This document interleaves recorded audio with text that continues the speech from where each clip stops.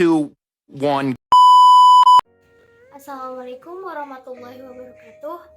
Saya Aisyah Maharani dengan NIM 2117200037.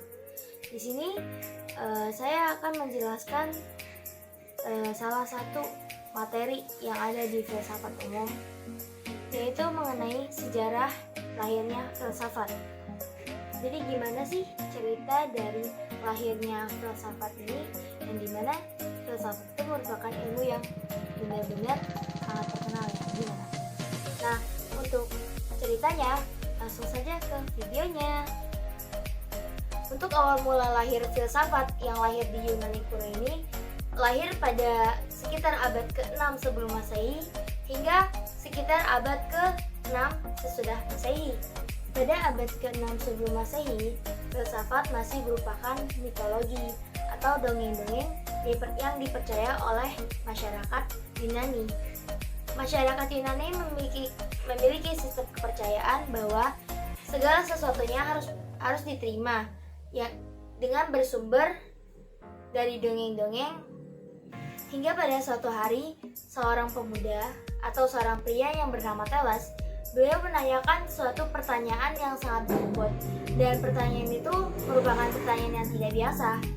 Pertanyaan yang beliau ajukan ialah, dari mana sih asal bahan dari alam semesta ini?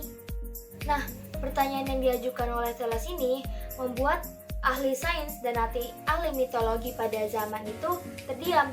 Mereka tidak bisa menjawab pertanyaan yang diajukan oleh Thales ini.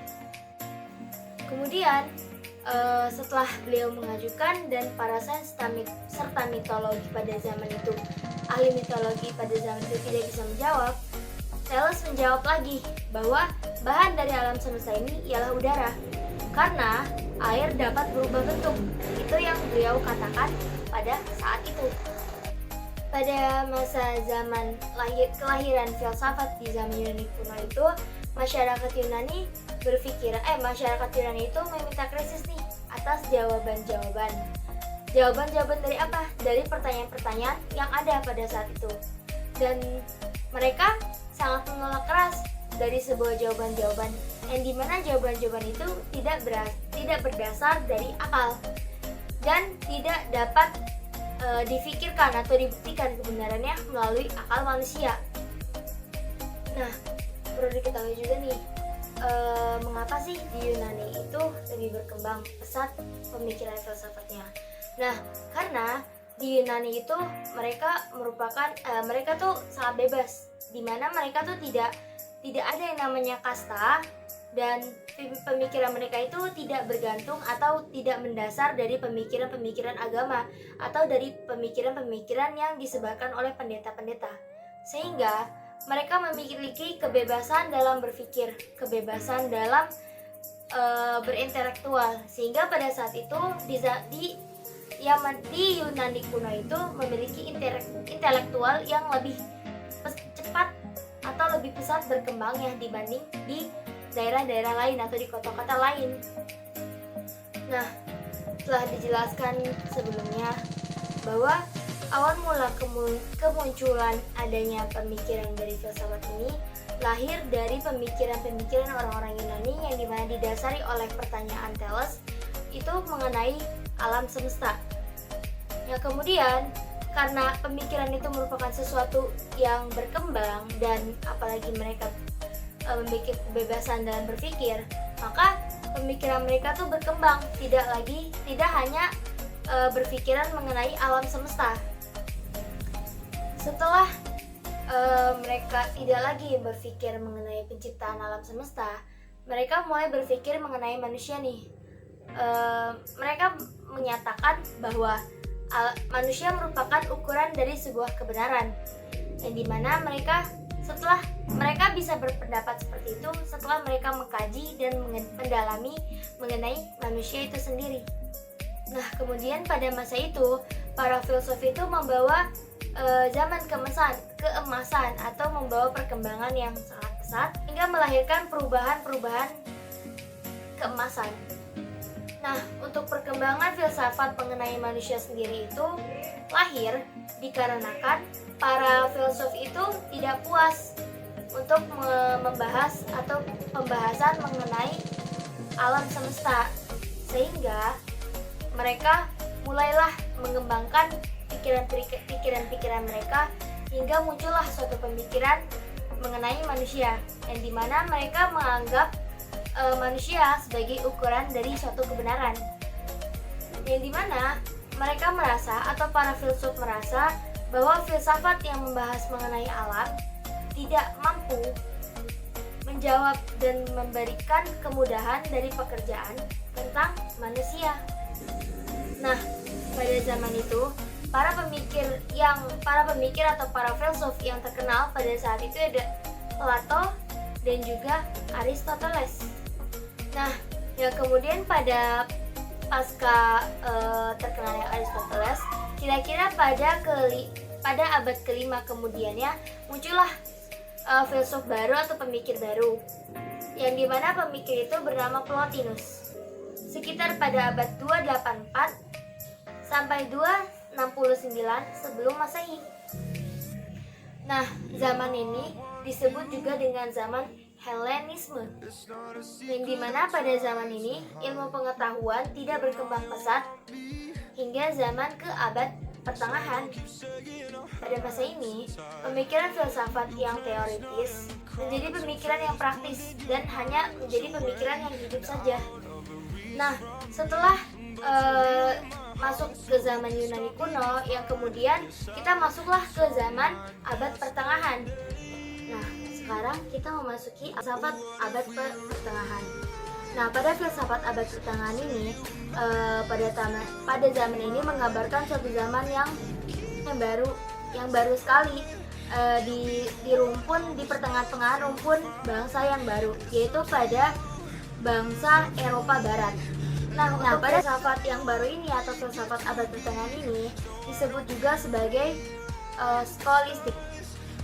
Pada filsafat abad pertengahan ini, kenapa disebut sebagai skolastik? Sebutan skolastik ini mengungkapkan bahwa ilmu pengetahuan pada abad pertengahan diusahakan oleh sekolah-sekolah, dan bahwa ilmu itu terkait pada tuntutan pengajaran di sekolah-sekolah tersebut.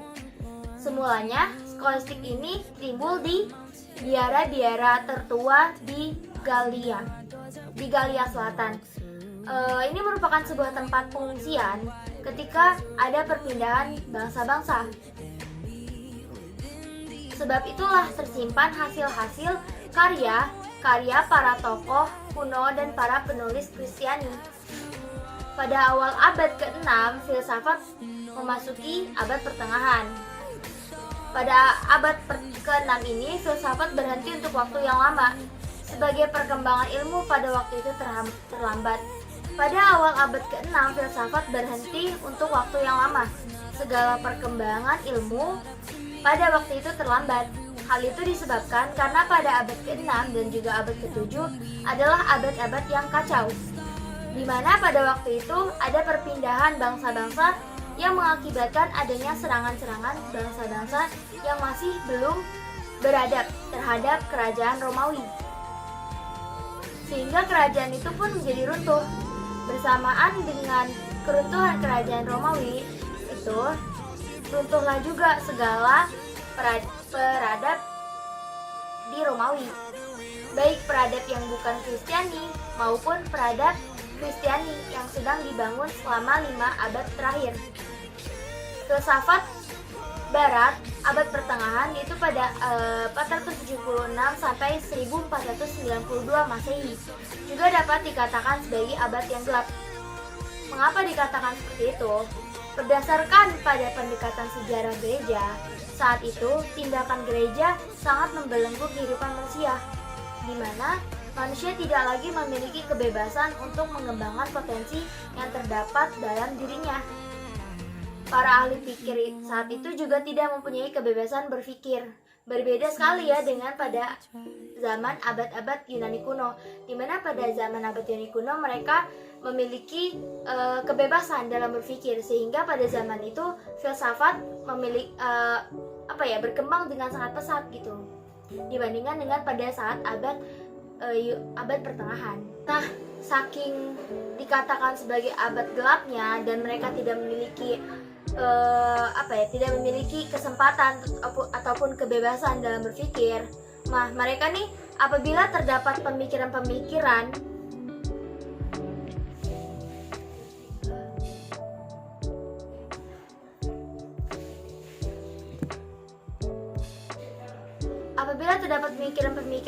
yang bertentangan dengan ajaran gereja, siapapun orang yang menggunakannya akan mendapatkan hukuman berat.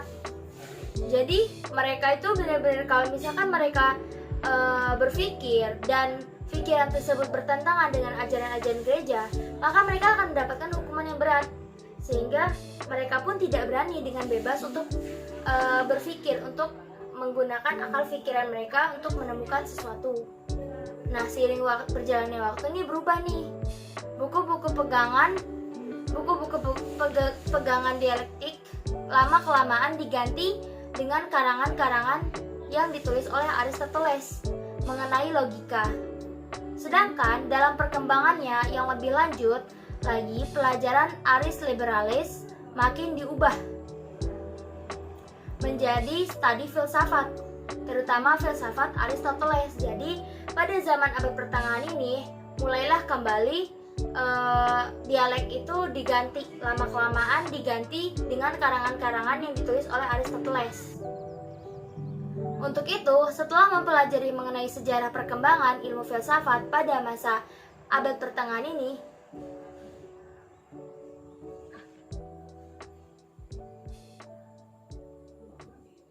maka kita akan mampu nih membedakan baik dari segi karakteristik, filosof, dan pemikiran-pemikiran tokoh itu sendiri, mengingat pentingnya filsafat bagi kehidupan kita sehari-hari. Nah, setelah dijelaskan tadi, kita tahu nih perbedaan perkembangan dan sejarah dari pada filsafat Yunani kuno dan Yunani abad pertengahan. Pada filsafat abad Yunani kuno dan abad pertengahan. Walaupun demikian, ternyata filsafat Yunani pada abad pertengahan ini mengalami kemegahan dan kejayaan dengan hasil yang sangat gemilang, yaitu pada zaman itu melahirkan peradaban Yunani. Menurut pandangan sejarah filsafat, dikemukakan bahwa peradaban Yunani merupakan titik tolak peradaban manusia di dunia. Maka pandangan sejarah filsafat dikemukakan manusia di dunia. Giliran selanjutnya adalah warisan peradaban Yunani yang jatuh ke tangan kekuasaan Romawi. Kekuasaan Romawi memperlihatkan kebesaran dan kekuasaan hingga ke daratan Eropa atau ke wilayah Britania. Tidak ketinggalan juga nih pola pikiran filsafat Yunani juga ikut terbawa. Hal ini berkat peran dari seorang yang bernama Caesar Augustus, di mana beliau merupakan seseorang yang telah menciptakan sesuatu sehingga mencapai masa keemasannya, yaitu kesusastraan Latin, kesian, dan arsitektur Romawi. Setelah filsafat Yunani ini sampai ke daratan Eropa, di sana barulah mendapatkan lahan baru dalam pertumbuhan. Namun karena bersamaan dengan agama Kristen, filsafat Yunani berintegrasi dengan agama Kristen, sehingga membentuk suatu formasi yang baru. Maka muncullah filsafat Eropa yang sesungguhnya sebagai penjelasan filsafat Yunani setelah berintegrasi dengan agama Kristen. Nah, di dalam masa pertumbuhan dan perkembangan filsafat Eropa ini, perkiraan selama 5 abad, belum memunculkan ahli fikir atau filsuf yang baru. Akan tetapi setelah ke-6 abad seterusnya, abad ke-6 Masehinya, muncullah para ahli pikir yang mengadakan penyelidikan filsafat. Jadi filsafat Eropa yang mengawali kelahiran filsafat Barat abad pertengahan. Filsafat abad Barat pertengahan yaitu pada tahun 467 sampai 1492. Jadi pada saat itu yang memiliki kekuasaan untuk mengadakan penyelidikan atau menemukan sesuatu kebenaran itu hanyalah dari gereja saja. Untuk manusia-manusia atau ahli-ahli berpikir yang tidak memiliki hak untuk itu gitu. Walaupun demikian, ada juga yang melanggar tersebut dan mereka dianggap orang yang murtad dan kemudian diadakan pengejaran atau inkusisi. Selanjutnya, pada abad pertengahan ini juga dapat dikatakan sebagai suatu masa yang penuh dengan upaya menggiring manusia ke dalam kehidupan sistem kepercayaan yang picik dan fanatik. Dengan menerima ajaran gereja secara membabi buta, karena perkembangan ilmu pengetahuan terhambat, masa ini penuh dengan dominasi gereja, yang tujuannya ialah untuk membimbing umat ke arah hidup yang soleh. Namun, di sisi lain, dominasi gereja ini tanpa memikirkan martabat dan kebebasan manusia yang mempunyai perasaan, pikiran, keinginan, dan cita-cita untuk menemukan masa depannya sendiri. Jadi, walaupun gereja ini bisa dikatakan membimbing, cuman mereka tuh sangat mengesampingkan perasaan dan pikiran mereka, yang dimana kan ada saja orang yang mereka itu ingin berkembang dan ingin lebih membuka dirinya sendiri, mengembangkan dirinya sendiri, tidak hanya harus dituntun seperti itu.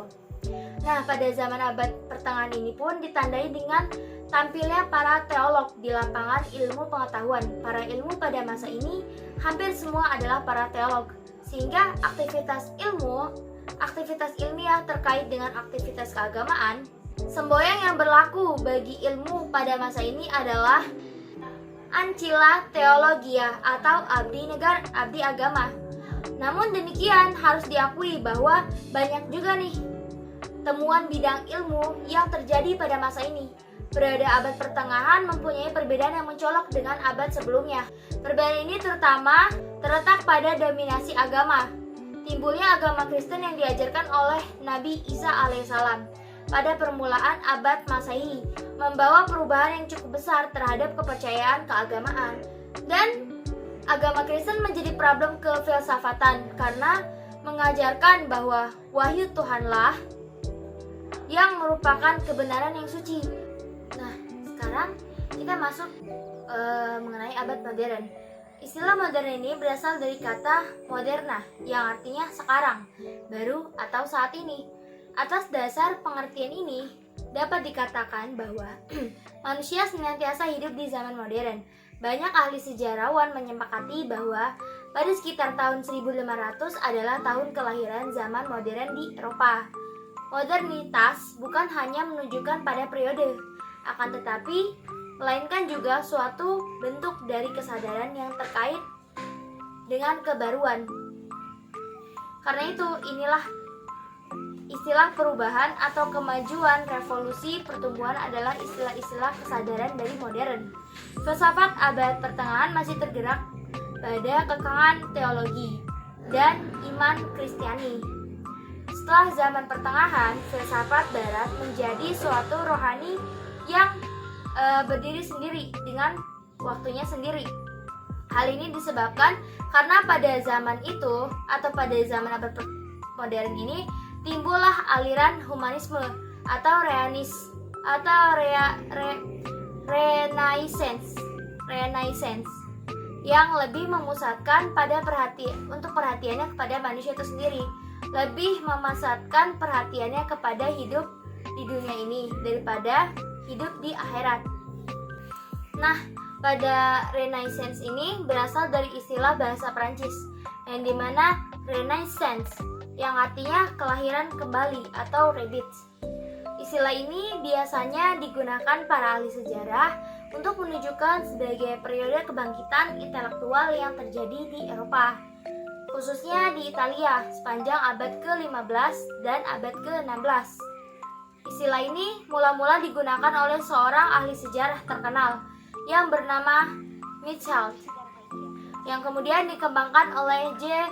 Burckhardt pada tahun 1860 untuk konsep sejarah yang menunjukkan kepada periode yang bersifat individualisme, kebangkitan kebudayaan antik, penemuan dunia dan manusia sebagai periode yang dilawankan dengan periode abad pertengahan, yang dimana pemikiran abad pertengahan ini ditandai oleh kesatuan, keutuhan, dan totalitas yang koheren dan sistematis yang tampil dalam bentuk metafisika atau ontologi oleh pemikiran abad pertengahan, kenyataan dilukiskan sebagai sebuah tatanan sistematis yang hierarkial, mulai dari kenyataan yang tinggi sampai yang terendah, dari yang abstrak sampai ke yang konkret. Pemikiran modern lalu dapat dipahami sebagai suatu pemberontakan terhadap pemikiran atau terhadap pemikiran pada abad pertengahan. Sejarah filsafat modern lalu bisa dilukiskan sebagai pemberontakan intelektual yang terus-menerus terhadap metafisika tradisional. Dari pemberontakan itu, cara pemikiran atas dasar iman yang dikenal sebagai teologi atau pemisahan filsafat dari teologi berlanjut pada abad ke-18 dan 19 menjadi pemisahan ilmu pengetahuan dari filsafat.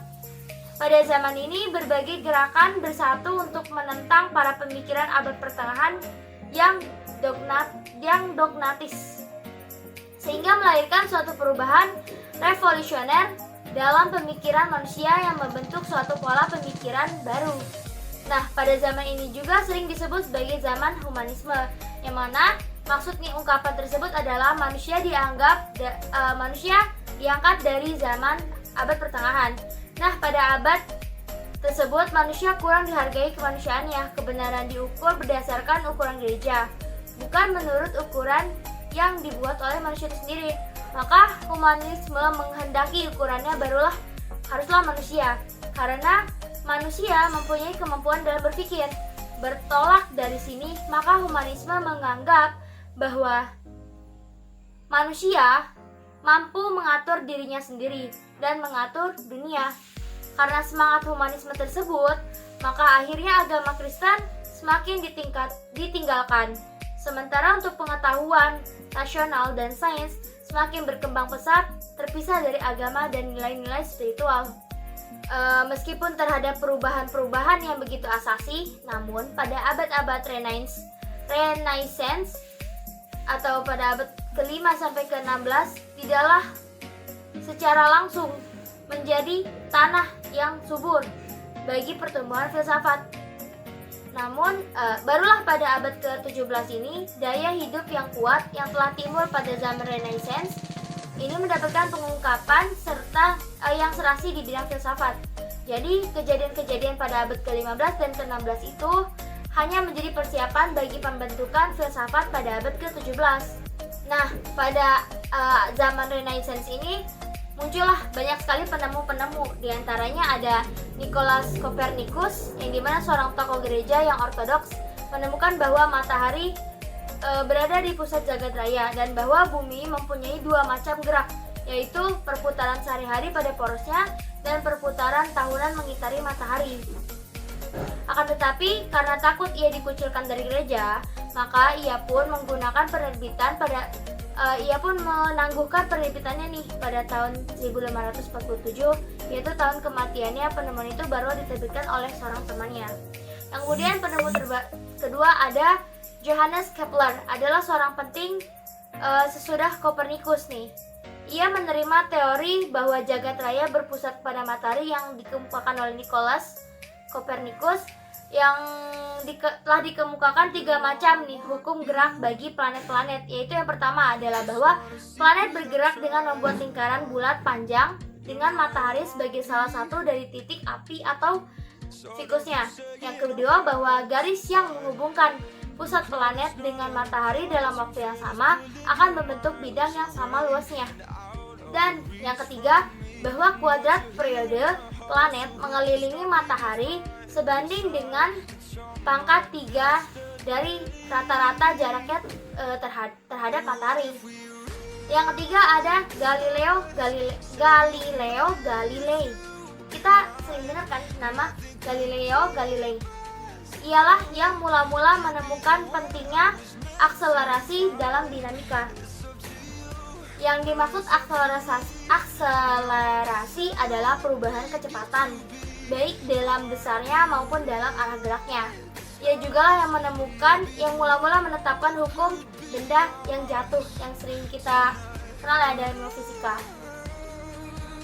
Nah, Kemudian pada abad modern ini, pengetahuan dalam filsafat ini dibagi menjadi dua aliran nih teman-teman, yaitu aliran rasionalisme dan empirisme.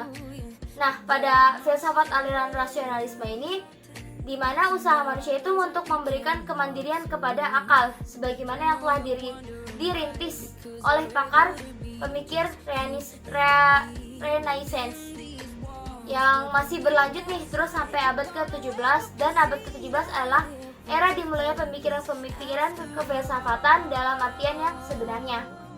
Semakin lama manusia semakin menaruh kepercayaan yang besar terhadap kemampuan akal, bahkan diyakini bahwa yang berkemampuan akal segala macam persoalan dapat dijelaskan, bahwa jika kita menggunakan akal nih, maka segala macam permasalahan atau persoalan yang ditemukan akan bisa terpecahkan dengan menggunakan akal. Nah, dengan kekuasaan akal tersebut, orang berharap akan lahir suatu dunia yang baru yang lebih sempurna lagi, yang dimana dipimpin dan dikendalikan oleh akal sehat manusia. Dan keyakinan terhadap akal ini sangat jelas nih terlihat dalam bidang filsafat, yaitu dalam bentuk suatu keinginan untuk menyusun secara a priori suatu sistem pemusatan akal yang luas dan tingkat tinggi, cara berpikir yang sangat mendewakan kemampuan akal. Cara berpikir ini benar-benar kayak menjunjung tinggi nih pemikiran yang berasal dari akal. Dalam filsafat dikenal dengan nama aliran rasionalisme. Nah, itulah disebut aliran rasionalisme, yang dimana terlalu sangat menjunjung tinggi pemikiran yang berasal dari akal. Oke, mungkin cuma itu aja nih yang bisa saya sampaikan, teman-teman. Kurang lebihnya saya mohon maaf, karena kekurangannya murni dari diri saya sendiri dan kelebihannya hanya dari Allah Subhanahu wa Ta'ala. Wassalamualaikum warahmatullahi wabarakatuh.